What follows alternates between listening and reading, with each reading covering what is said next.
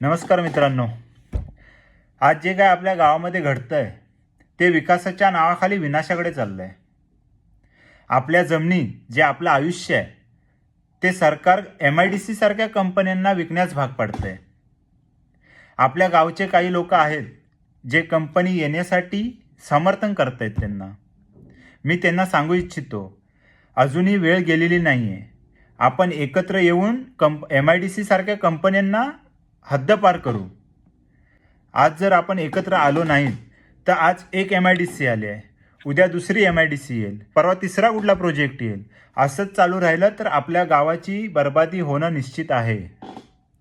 आज जे काय आपण कोकणचे काजू, कोकणचे आंबे खातोय तेही आपले खाणं बंद होईल.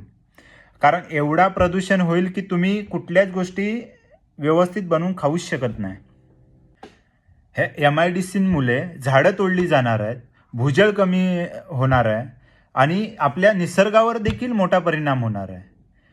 तर आपण असं न होऊ देता आपण एकत्र येऊया, एकत्र येऊन लढूया आणि MIDC सारख्या कंपनींना हद्दपार करूया. पेनमध्ये जावा, तुम्ही चिपळूणची लोटे कंपनीमध्ये जावा, महाडच्या MIDCमध्ये जावा. तुम्हाला तिकडल्या प्रदूषणामुळे समजून येईल की काय चाललंय नक्की कंपन्यांमुळे. आजूबाजूची लोक तुम्हाला सांगतील की किती त्रास होतोय आता त्यांना. त्या टायमिंगला ते लढले असते तर आता हा त्रास झाला नसता त्यांना.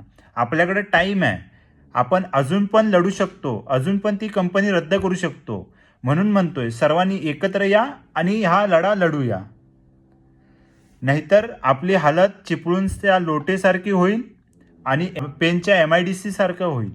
चिपळूणची हालत बघा, हे फोटोंवरून तुम्हाला समजेल. पूर्ण नाळ्याचं पाणी काळं झालं आहे, पूर्ण नाळे काळे पडलेले आहेत. आजूबाजूला पूर्ण परिसर प्रदूषणामुळे हे झालेलं आहे. पूर्ण पहिले ओढे होते तिकडे पूर्ण आता गटाराचं पाणी चाललं आहे. हे असंच आपल्या गावाला बनवायचं आहे का? अजून पण विचार करा, अजूनही वेळ गेलेली नाही आहे. एकत्र या, एकत्र लढू. ही आपली जमीन, आपला स्वाभिमान हा असाच कुणाच्याही हातामध्ये न देता आपण सर्व एकत्र लढू. म्हणून आज स्पष्ट सांगतो, हे आम्हाला मान्य नाही. आमचा जमीन, आमचं अस्तित्व, आमचे स्वाभिमान हे आम्ही कुणाच्याही हातात देणार नाही. जय हिंद, जय महाराष्ट्र. एकच जिद्द, MIDC रद्द.